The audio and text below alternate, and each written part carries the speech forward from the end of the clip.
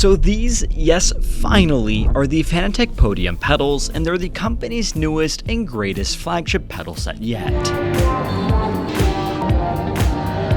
First revealed at the Sim Racing Expo in Germany last year, Fanatec is offering two versions. One, which is the Formula Edition, and the other 3-pedal variant is the GT version. Now, only the Formula variant is currently available as of the making of this video, and both of them, interestingly, retail for the same $700 price point. So, despite having one less pedal, why are these the same price?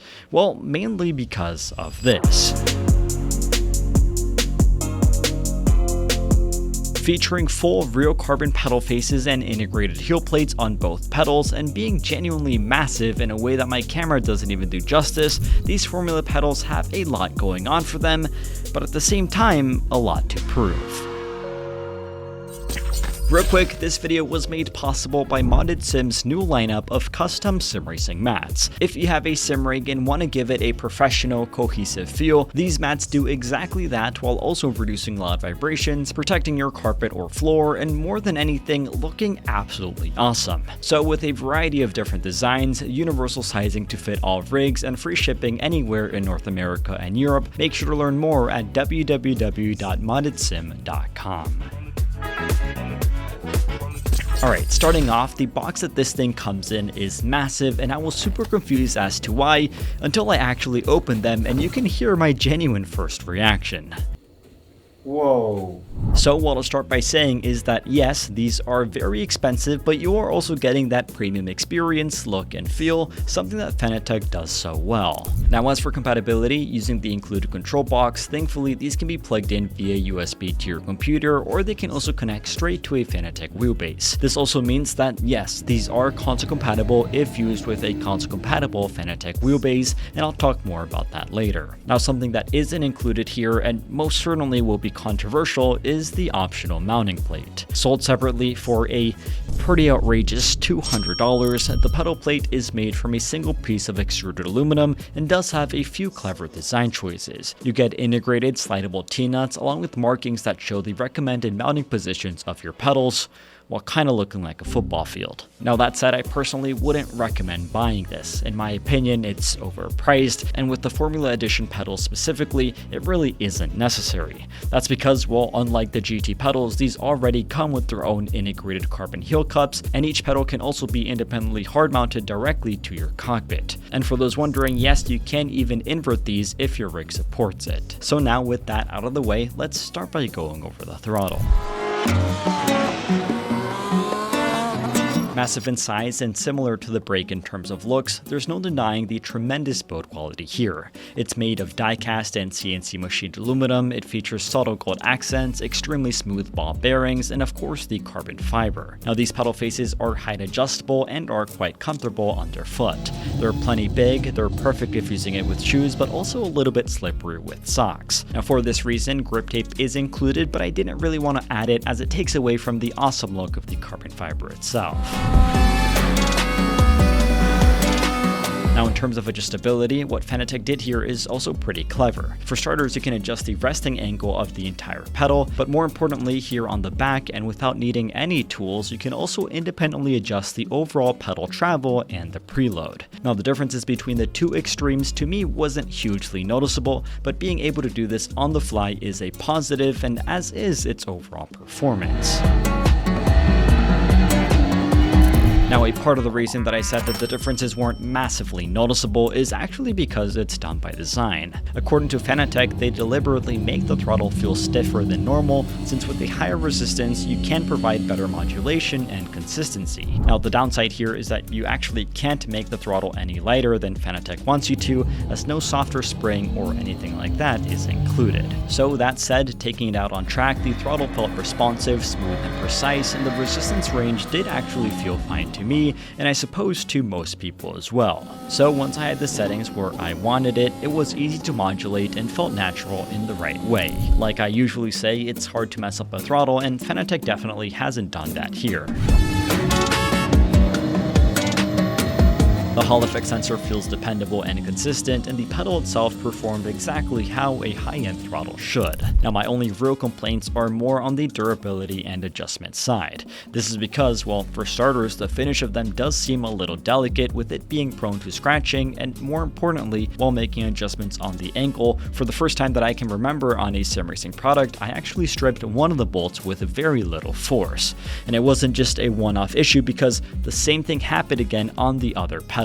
Now, considering that I've adjusted plenty of sim racing hardware before and it's never happened, it does make me question either the bolt quality, the thread engagement, or simply how much material the bolts actually have to bite into. Maybe it was just user error that happened twice, but I don't know. It seemed a little weird to me, and now I have 2 straight bolts.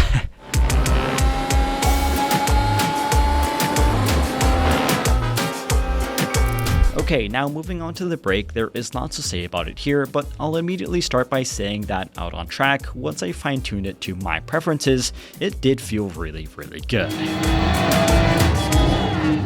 Okay, for starters, you're getting a pretty identical look to the throttle on the front, but on the back, that's where all the magic happens. This mechanism uses forged aluminum components and has what Fanatec is calling their patented compression control system, which looks extremely unique and is way more adjustable than you probably think. You see, this, without any tools, allows you to make precise changes in the pedal feel by independently opening or closing the threaded cups. Fully closing each cup gives the pedal no travel, and in return that feeling of pushing into a brick wall, which I think is dumb, but then on the contrary, fully opening them gives maximum travel, and then everything in between serves as added fine-tuning. Now inside of this included box, you also get additional springs and an elastomer, as well as a guide with different configurations to get an idea of what might feel best for you. Now ultimately, all of these changes can be done without tools, and although it will take a little bit of trial and error to get something that works for you, it is, in my opinion, actually a really clever solution. This mechanism also solves the problem of elastomers getting worn out over time, as the cups themselves act here as limiters, ensuring that the elastomers are only compressed up to their designated range, this again being very well thought out.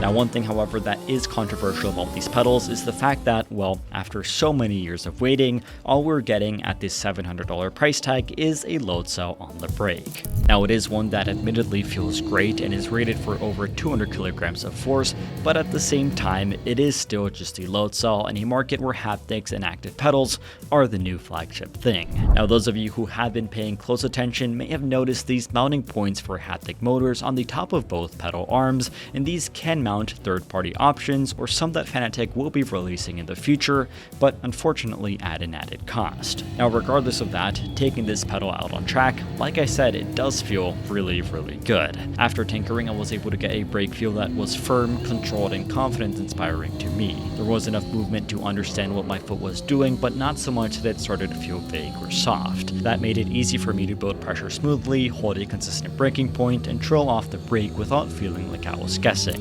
And I do really think that that's where the adjustment system here starts to make more sense. You see, because each threaded cup can be set at a different position, you can physically change how the brake ramps up as you press into it. So instead of relying only on software pedal curves, you can create a more progressive feeling mechanically, where the pedal starts one way and then firms up deeper into the travel. Fanatec is also including this tool, which allows you to write down measurements that you like to recreate the same feeling later. And on top of that, there is also still plenty of software tuning available through Fanatec's app. Here you can select presets or create your own non-linear pedal curve if you want more control over a certain part of the braking range, or if you just want to better match the behavior of different cars. And then very interestingly, these curves and dead zones are actually saved directly onto the pedals themselves, so that they also remain active when using these pedals on console, which is a pretty big deal for console users. Now, you can also make these adjustments on console through the small digital screens on Fanatec steering wheels, but this isn't something that I personally tried out. Now, another thing worth noting here is that these elastomers use a standard size, so you're not necessarily locked into only what Fanatec includes in this box. If you want to experiment with different compounds later, harder or softer, you do have the options from third-party suppliers.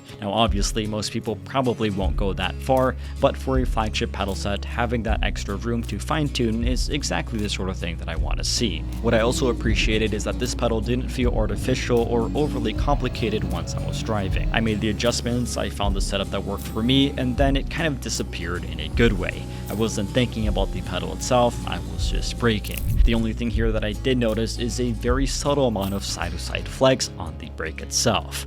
Now, no matter how much I bolted everything down, especially here with my hand, you can see just a very subtle wobble, not something that I necessarily felt when driving, but something that definitely shouldn't be here, and I wasn't able to pinpoint a solution. Now, I also don't want to pretend that this Fanatec Podium Pedal is some revolutionary new driving experience. It is still a high-end load cell brake pedal, and a very good one at that, but it's just not doing anything truly new as far as high-end pedals are concerned. So the core driving feel is excellent, but it's excellent in a very traditional way. So if what you want is a premium, mechanical, highly adjustable brake pedal, this does deliver. However, if you were expecting Fanatec's long-awaited flagship pedal set to completely redefine the category with something to compete against SimHQ or even MOZA's active pedals, well, this really isn't that, and this naturally has me and many others just a little bit underwhelmed.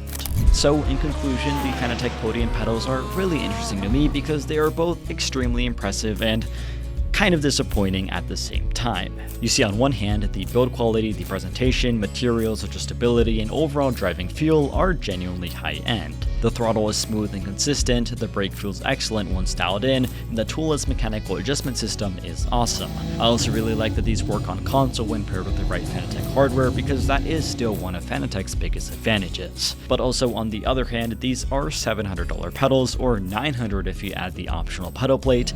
Now that price point, expectations do have to be high.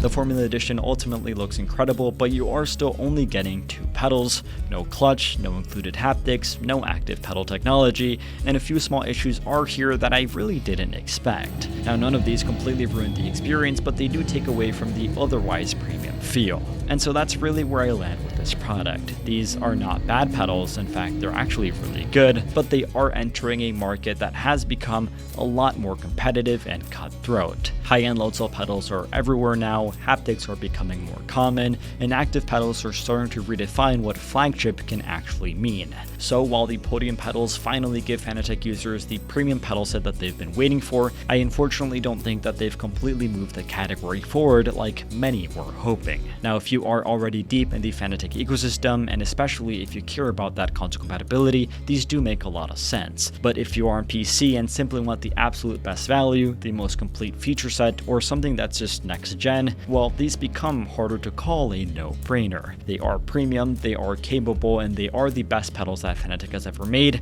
I'm just not fully convinced that they are the slam dunk comeback product that I was really hoping for.